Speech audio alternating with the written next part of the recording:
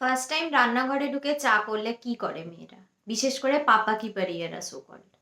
Guys, welcome back to my channel. আজকে তোমাদের সাথে আমি একটা নতুন আমার এক্সপেরিয়েন্স শেয়ার করব, যেটা আমি ভীষণ আনন্দ পেয়েছি করে। অবভিয়াসলি তোমরা বুঝতে পারছো না কি, বিকজ তোমাদেরকেও আমি বলিনি আমার এই প্ল্যানটা। সেটা হলো, এবারে আমি আমার মাকে বলেছিলাম যে আমি চা করব তোমাদের সবার জন্য।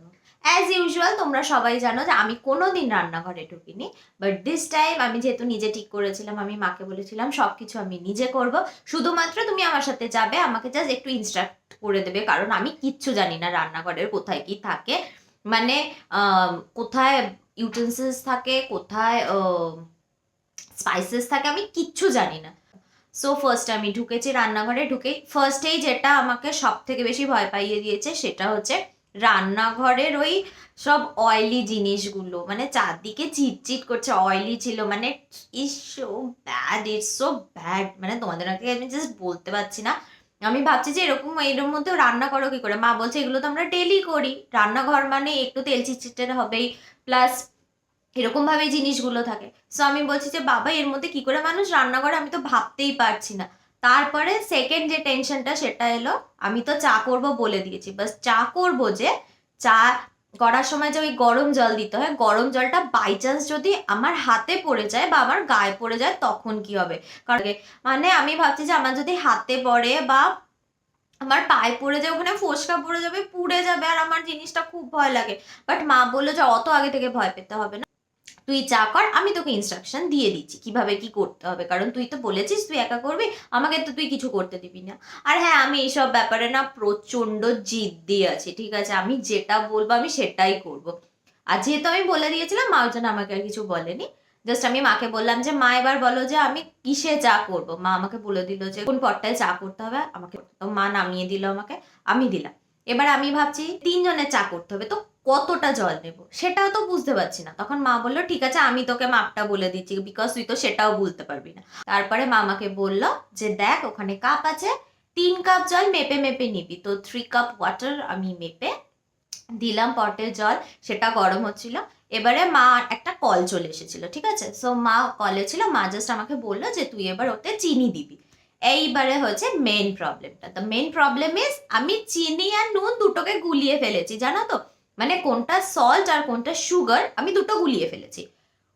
এবার অবভিয়াসলি তোমরা বুঝতেই পেরেছো আমি কি ভুলটা করেছি, সেটা হচ্ছে সুগারের বদলে আমি সল্ট মানে নুন দিয়ে ফেলেছি জলে।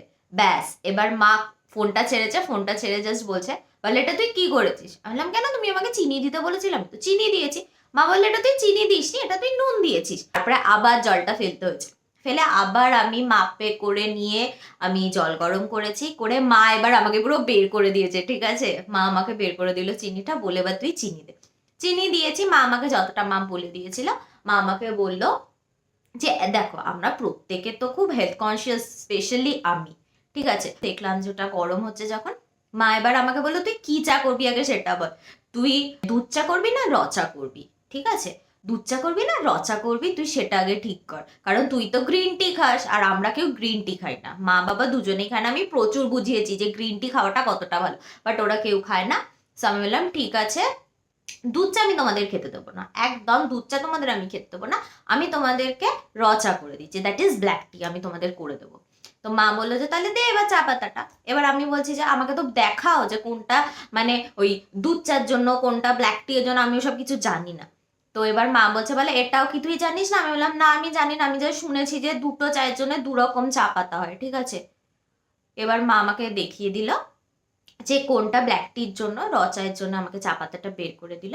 আমি সেই চা পাতাটা দিলাম, দেওয়ার পর এবার আমি মাকে বলছি যে মা কালার কোথায় হলো, র চায় যেটা ব্রাউনিশ কালার হয় সেটা তো আসছেই না। মা বলে ঠিক আছে জলটা গরম হয়ে গেছে, ফুটে গেছে, দেখ চিনিটা পুরো গরম হয়ে গেছে। আমি তো সামনে যেতেই পারছিলাম না, এত গরম। মা বললো ওটা ফুটছে কিনা দেখ, বললাম ফুটছে কিনা দেখ। সো আমি দেখলাম যে ইয়া ইটস বয়লিং।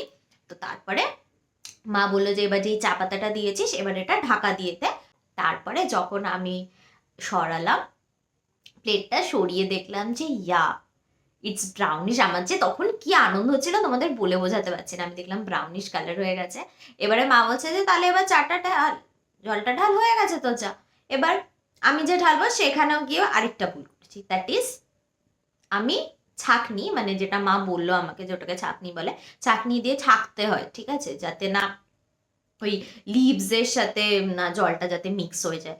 সো আমি এবার ওটাকে কি করেছি, উইদাউট ছাঁকনি আমি ওটাকে দিয়ে ফেলেছিলাম একটুখানি। মা বললো না এরকম ভাবে দেয় না, আগে ছাঁকনি দেয়, ছাঁকনির উপর দিয়ে ঢালতে হয়। তো মা আমাকে হেল্প করেছে, প্রচুর হেল্প করেছে। মা বললো যে কিরকম ভাবে ছাঁকনি দিয়ে ছাঁকতে হয়।